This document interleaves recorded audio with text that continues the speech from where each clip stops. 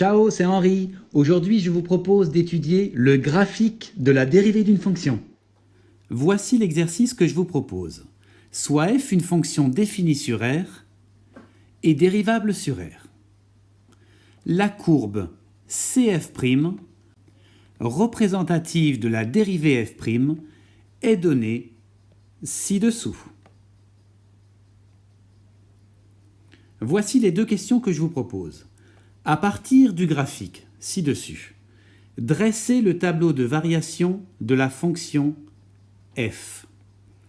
En déduire d'éventuels extrémas de f en précisant leur nature. Question petit b. Sachant que le point M de coordonnées 1, moins 5 est sur la courbe CF, qui représente f, établir une équation de la tangente à CF au point M.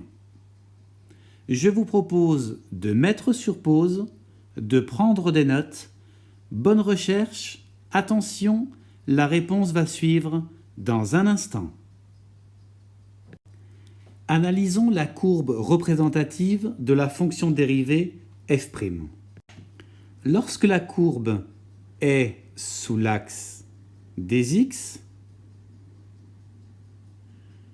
tous les points ont donc une ordonnée négative. Ainsi, f' de x est négatif.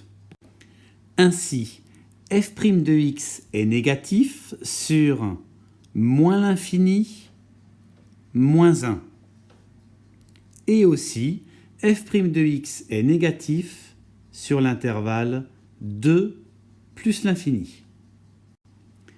Et bien sûr, sur cette partie de courbe, tous les points ont une ordonnée positive, c'est-à-dire f' de x est positif. f' de x est donc positif sur l'intervalle moins 1, 2. Récapitulons cette analyse dans un tableau.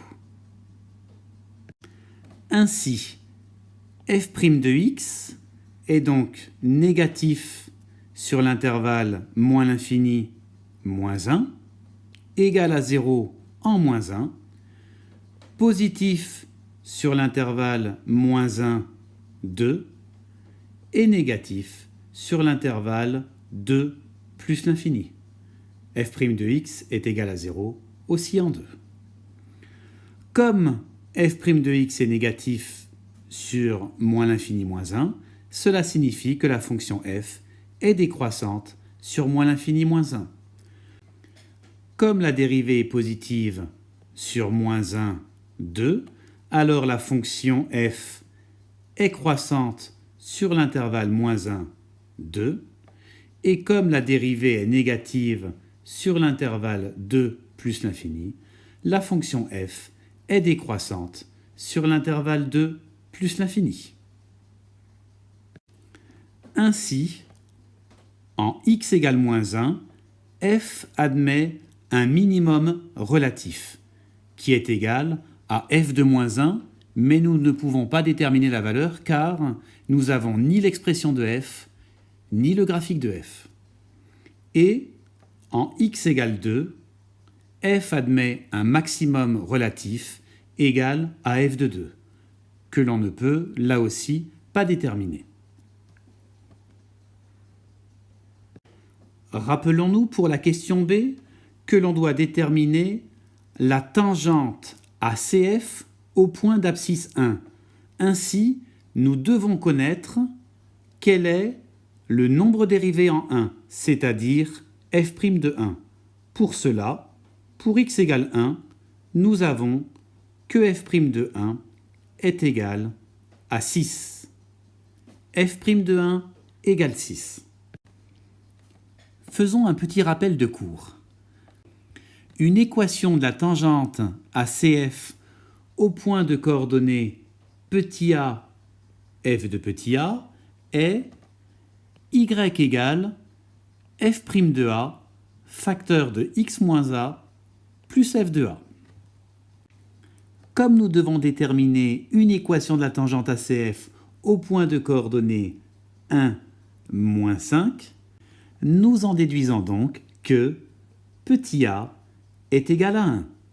Or, d'après la courbe de la dérivée de f, nous avons vu que f' de 1 est égal à 6.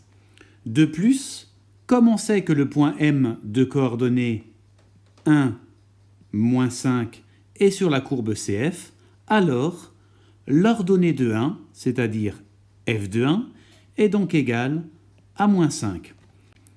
Il ne reste plus qu'à remplacer f' de 1 égale 6 et f de 1 égale moins 5 dans l'équation ci-dessus. Ainsi, une équation de la tangente cherchée est y égale 6 facteur de x moins 1 plus moins 5. En développant et en réduisant, nous obtenons que une équation de la tangente ACF au point d'abscisse 1 est donc y égale 6x moins 11. J'espère que vous avez tous très bien compris. C'était Henri depuis Florence. Je vous dis à bientôt.